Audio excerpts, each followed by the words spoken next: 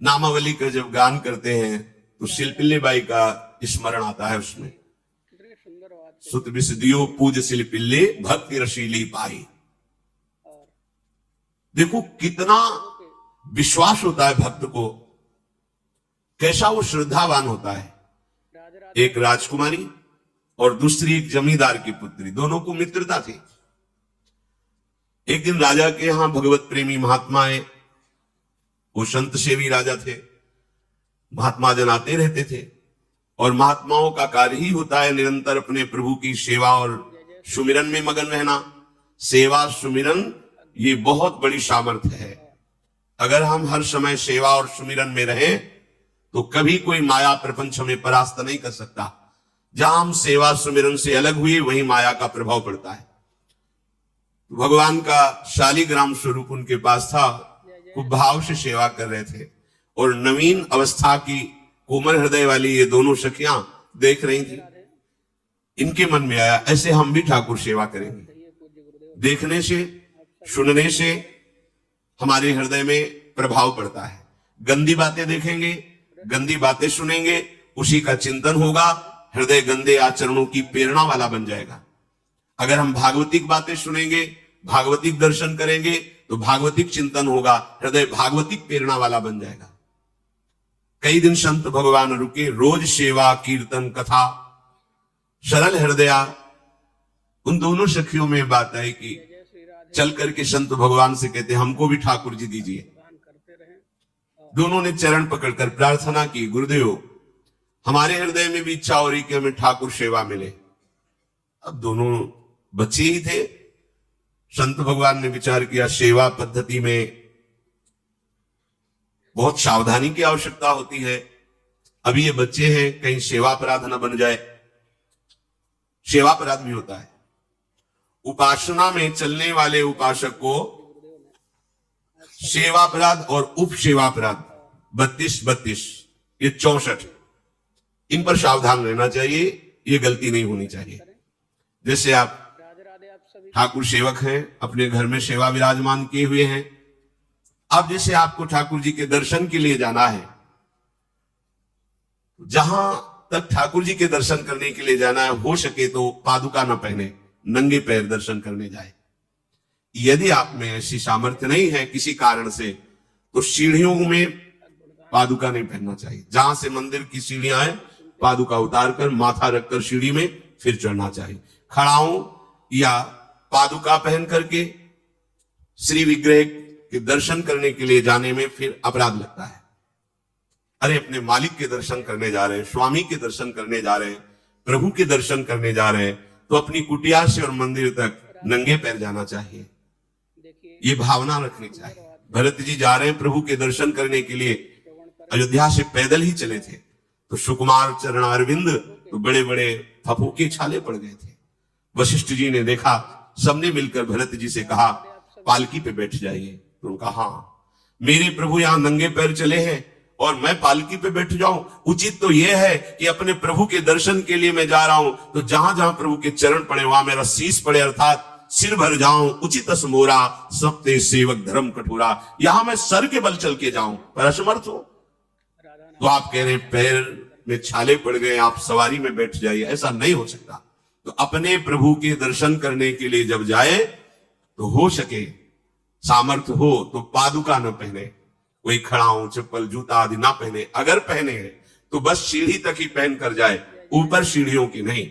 इतने सुकुमार मत बनो, ये आग में जलाया जाएगा शरीर, ये गाड़ दिया जाएगा शरीर, इससे ज्यादा प्यार न करो। अब इतना दृढ़ विश्वास कि ये बच्चे सेवा भाव कैसे पूर्ण कर पाएंगे, तो उन संत भगवान ने दोनों बच्चियों से कहा कल ठाकुर जी लाएंगे, हम आपको दे देंगे। तो गांव में घूमे तो आसपास गोले गोले से पत्थर मिले, पत्थर लाए 2 और कहा कि ये लो तुम्हारे ठाकुर जी हैं। दोनों को दिया। देखो गुरु वचनों पर और गुरु प्रदत्त सेवा वस्तु पर कितना भाव होना चाहिए। उन्होंने दृढ़ विश्वास किया कि मुझे भगवान गुरुदेव ने दिया, ये भगवान है मेरे। दोनों ने अपने हृदय से लगाया। अब एक जमींदार की पुत्री थी, एक राजकुमारी, स्वर्ण के सिंहासन में, और उनका नाम रखा शिल्पिल्ले ठाकुर। शिल पत्थर, तो उनका तुम्हारे ठाकुर का नाम शिल्पिल्ले गोविंद है। दोनों सिंहासन पर रखकर आराधना करती। भाव प्रतिपल बढ़ता गया, नाम निरंतर जप। गुरु प्रदत्त ठाकुर पर विशेष चमत्कार हृदय में प्रकट होता है यदि उन्हीं की नियमावली से चलो। अपने मन से बाजार से खरीद लाए, विराजमान किए हैं, कभी सेवा की कभी नहीं की, वो भी अच्छा है, कम से कम भागवतिक भाव तो है। लेकिन सिद्धि जो प्राप्त होती है वो गुरु कृपा से, गुरु प्रदत्त ठाकुर से। जैसे धन्ना जी को भांग के बट्टे में ठाकुर जी प्रकाशित हो गए, गुरु प्रदत्त। अब ये सखियां जब बड़ी हुई तो इनके ब्याह की बात हुई। तो जो राजकुमारी थी उनका राजकुमार से किसी से ब्याह तय हुआ, ब्याह हो गया। अपने माता पिता से जब विदाई ली तो अपने ठाकुर जी को जो सिंहासन में थे, सिंहासन से एक सुंदर पेटी में से और गोद में रखकर, और अंदर ही अंदर जल रही है कि प्रभु मैंने प्रीतम आपको माना है। संसार के व्यवहार में ये प्रीतम बना हुआ है, पर प्रभु हमारे प्रीतम दो नहीं हो सकते, हमने हृदय से आपको माना। इसी विचार में वो बड़ी उदास है। पहले पालकियों में ऐसा राज सैनिक चल रहे हैं, पालकियों में वो बहू जा रही है और राजकुमार घोड़े पर। राजकुमार बार बार पालकी के समीप जाता, दर्शन करने की इच्छा होती है ना, तो उदास देखता, मन में बड़ी गिलानी हुई। उसने कहा, एक नदी थी, उसने कहा यहां हम थोड़ी देर विश्राम करना चाहते हैं, राजकुमारी की पालकी रखी जाए, सैनिक दूर खड़े हो। तो राजकुमार वैसे ही आज्ञा हुई। तो बात करना चाहते हैं, पर वो ना देखती है और ना बात करती है। और इतना सुंदर रूप, क्योंकि ब्रह्मचारिणी और भगवत आराधना। अब उसके हृदय में जलन हुई कि ऐसा क्या है जो हमसे बात नहीं कर रही। बस बार बार ऐसे पिटारी खोल के ऐसे ठाकुर जी को देखती। नाम जप और सेवा के प्रभाव से वो सिल नहीं रह गया था, वहां उसको सावरे श्याम सुंदर की झांकी मिलती थी। जब अपने शिल्पिल्ले ठाकुर जी को देखती तो ललित त्रिभंगी श्री लालजू महाराज श्याम सुंदर दिखाए, अत्यंत आसक्ति। गुरु प्रदत्त किसी भी शब्द में, किसी भी वस्तु में दिव्यता होती है, बस हमारी भावना होनी चाहिए। अरे बोले ये हम नहीं दे सकते, ये गुरु प्रदत्त है, नहीं हम प्राण दे सकते, लेकिन ये नहीं। जिसका गुरु वचन पर, गुरु प्रदत्त वस्तु पर, गुरु प्रदत्त ठाकुर पर दृढ़ निष्ठा हो गई, वही सिद्ध हो जाता है। अब उसने समझ लिया कि पिटारी में जो कुछ है यही हमारे और राजकुमारी के बीच में बाधा है। दो चार दासियों को बुलाया और कहा इनको बातों में उलझाओ, पिटारी पीछे हमें दो। और प्रवीण दासियां उनको विनोद भाषा में, हंसी मजाक में बात, लेकिन वो उदासीन। धीरे से गोद में पेटी थी, ले ली, हम लिए हुए हैं, अब बातचीत में सारा, और पेटी उनको दे दी। राजकुमार ने राजकुमारी से कहा यही पेटी तो हमारे आपके बीच में बात, फेंक दी नदी में। अब तो जो उसके हृदय में पीड़ा हुई, भारी व्याकुलता। अब राजकुमार सैनिकों के साथ तुरंत पालकी उठवाई, मैं ले गया। पर वो आसक्त है, इतनी सुंदर राजकुमारी, क्योंकि भागवतिक तेज से संपन्न में आकर्षण होता है। राजकुमारी ने कहा यदि हमारे ठाकुर नहीं तो मैं नहीं, आज से अन्न जल त्याग, प्राण त्याग दूंगी। अगर हमारे ठाकुर जी हमारे श्रमिक नहीं तो आज से एक बूंद पा कैसे पिए? अपने ठाकुर को भोग लगा के पाला है और ठाकुर जी फेंक दिए गए। भारी व्याकुलता, जैसे मीरा जी कहते दृश्य बिन दुख न लागे नहीं, न रात में नींद है न दिन में अन्न जल है, व्याकुलता। अब भयभीत हो गया राजकुमार। पूरा महल इस विषाद से हो गया कि अगर नवीन राजकुमारी प्राण त्याग देती है तो क्या होगा लोक समाज में। ये अभी नवीन राजकुमारी गई, ये लोग ऐसे निर्दयी है कि ऐसा व्यवहार किया कि उसने प्राण त्याग दिया।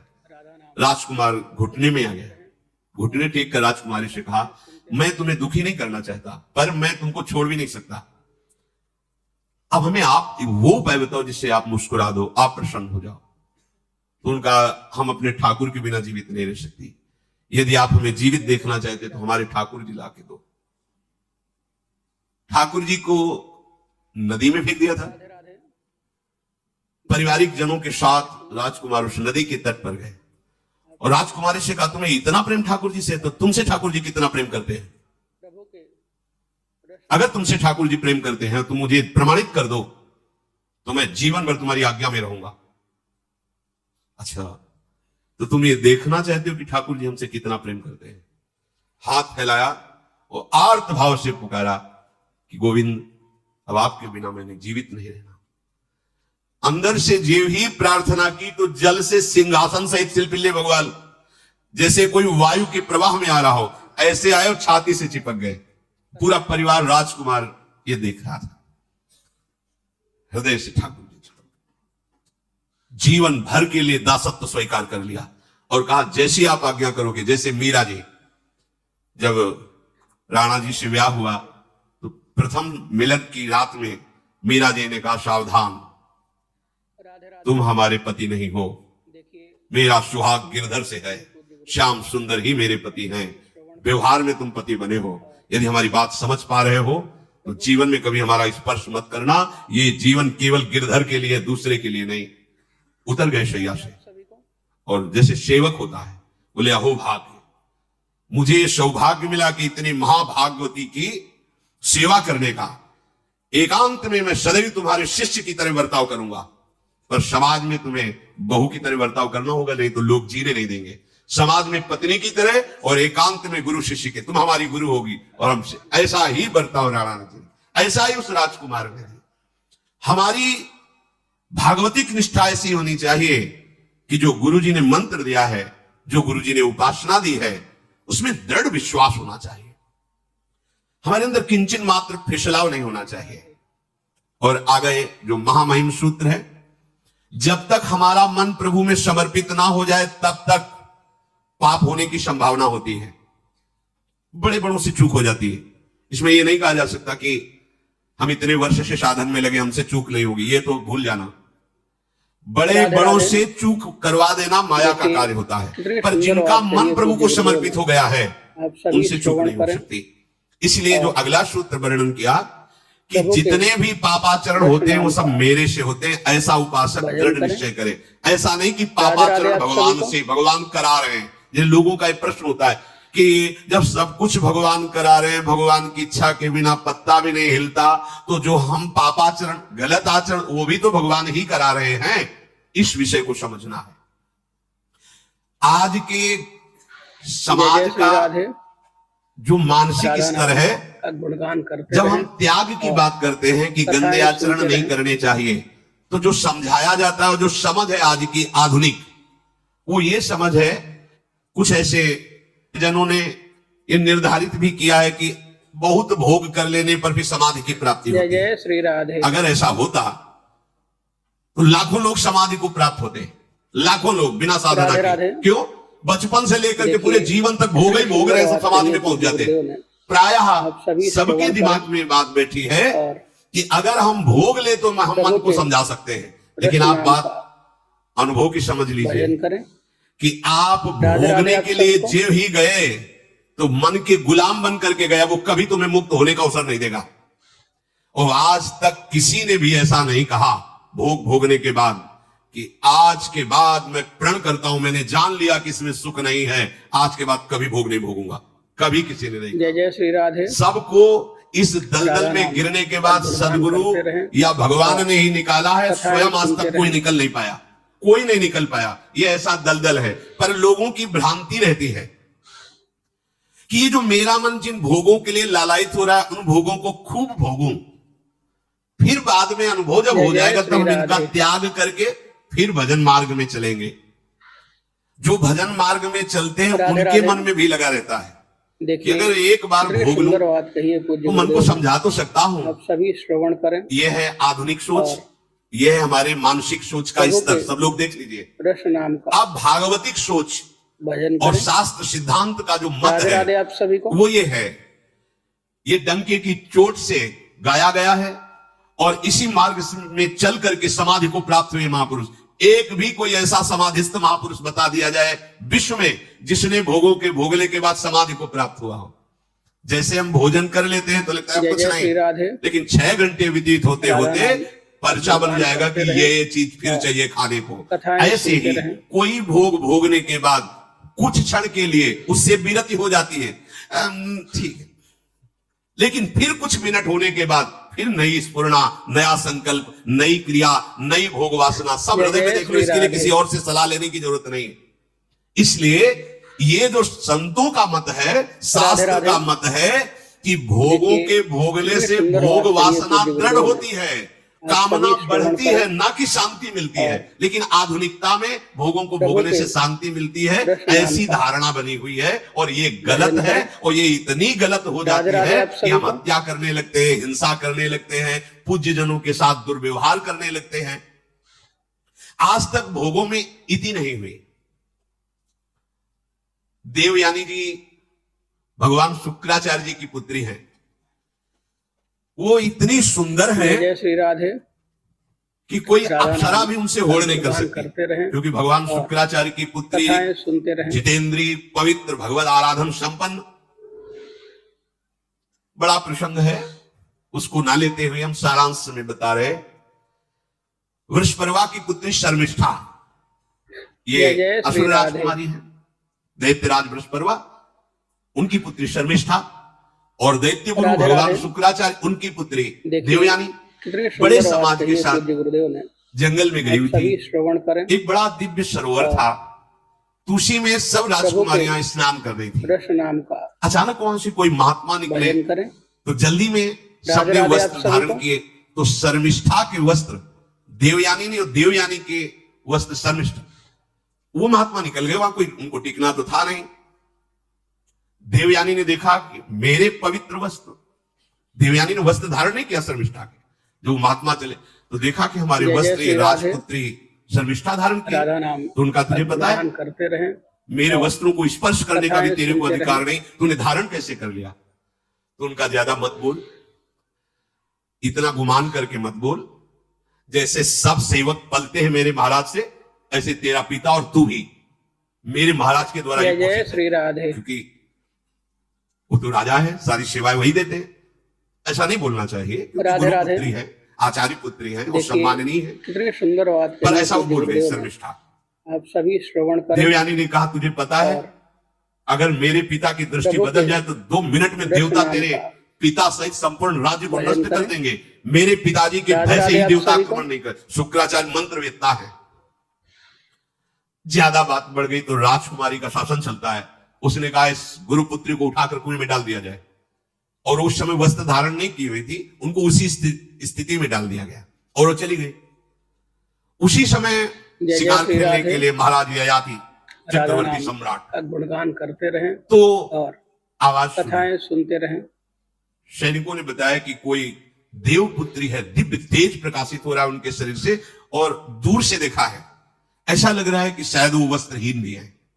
उन्होंने कहा तुम लोग दूर जाओ, और स्वयं महाराज ययाति गए और उनको तो जब हाथ पकड़ के निकाला और अपने वस्त्र से उनको आवेष्टित किया, तो उन्होंने कहा कि राधे राधे, हमारी आर्य मर्यादा है, देखिए एक बार आपने हमारे शरीर को देख लिया और हमारे हाथ को पकड़ लिया, आप हमारे जीवन भर के लिए पति स्वरूप है, स्वीकार कीजिए।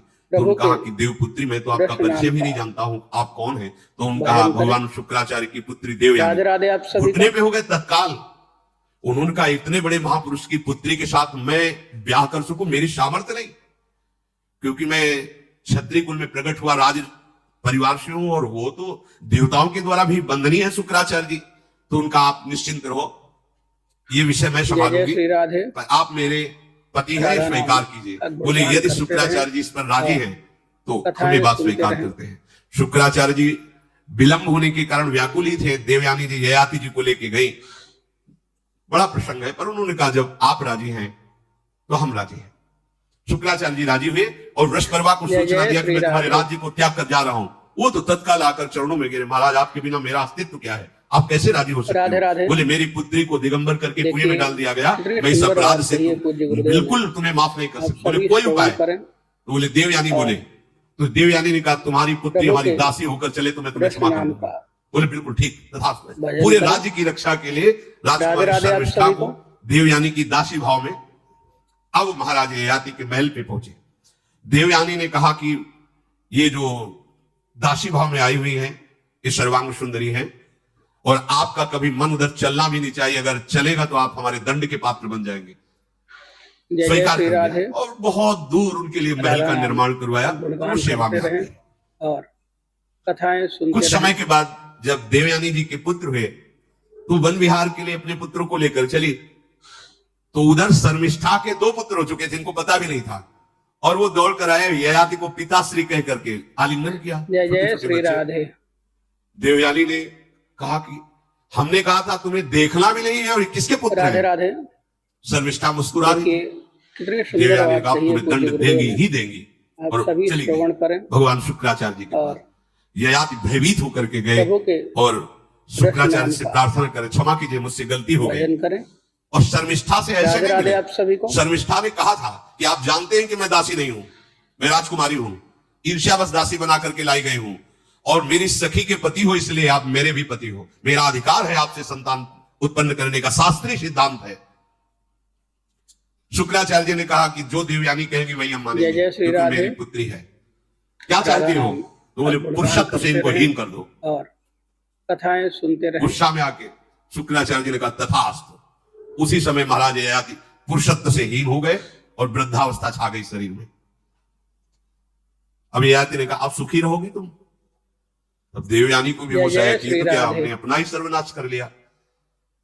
कहा पिताजी अब इसका सुधार कैसे होगा? तो बोले जो राधे पुत्र अपनी राधे। यौवन अवस्था दे देगा देखिए वही कितनी सुंदर बात कही है यौवन पूज्य अवस्था गुरुदेव ने। इनके ऊपर आ जाएगी, आप सभी वृद्धावस्था श्रवण उसके करें। पास चली जाएगी। और महाराज ययाति ने अपने बड़े प्रभु के पुत्र यदु जी से कहा, तो उन्होंने कहा नाम इसका का प्रयोग कहाँ होगा? माँ के साथ कदापि भजन नहीं। करें। मेरी यौवन राधे अवस्था राधे का आप सभी को। प्रयोग मेरी माँ के साथ कदापि नहीं, क्योंकि वो बड़े ज्ञानी महात्मा, इन्हीं के वंश में भगवान श्री कृष्ण का प्रादुर्भाव हुआ, इसलिए यदुवंशी कहेंगे। सबसे छोटे, शायद उनका नाम पुरु ऐसा कुछ, उन्होंने कहा ये जीवन पिता का दिया हुआ है, इस पर पूरा अधिकार है, आप स्वीकार कीजिए। तत्काल वृद्ध हो गए वो जय जवान जय श्री राधे। कई हजार राधा वर्ष नाम तक उन्होंने अपने गुणगान पुत्र करते की रहे। आयु का विषयों में और सेवन किया। कथाएं फिर सुनते उनके रहें। मन में एक दिन बहुत घृणा हुई, धिक्कार है मेरे जीवन को और धिक्कार है इस भोगा शक्ति को। अपनी आयु तो गंवा ही दी, अपने पुत्र की भी आयु गंवा दी, फिर भी वैसे ही भोग वासना। तो उन्होंने जय सबको जय श्री शिक्षा देने के राधे। लिए बात कही, यत् पृथिव्यां व्रीहि यवं हिरण्यं पशवः राधे राधे। स्त्रियः देखिए न दुइहंति कितनी मनः सुंदर बात कही है प्रीतिम पूज्य गुरुदेव ने। पुंसः कामः आप सभी तस्यते श्रवण करें। न जातु कामः कामानाम् उपभोगेन कृष्ण साम्यति नाम का हविषा कृष्णवर्तमेव भूय राधे राधे आप सभी को। एवाभिवर्धते यदा न कुरुते भावं सर्वभूतेष्वमङ्गलम् समदृष्टेस्तदा पुंसः सर्वा सुखमया दिशा या दुस्त्यजा दुर्मति भीर्जीर्यतो या न जीर्यते जय जय श्री तां राधे। तृष्णा दुःख राधा निवहां नाम शर्म का कामो गुणगान करते द्रुतं रहें। त्यजेत। कथाएं जिसका सुनते रहें। हृदय काम से व्याकुल हो गया है उसको त्रिभुवन की सारी सुंदरी स्त्रियां दे दी जाए, जो धान स्वर्ण पशु सब वैभव, तो भी वो कभी तृप्त नहीं हो सकता। ये महाराज ययाति कारण को जय जय श्री त्रिभुवन राधे। की विषय भोग भोगने से भोग वासना शांत नहीं होती, वरम और प्रबल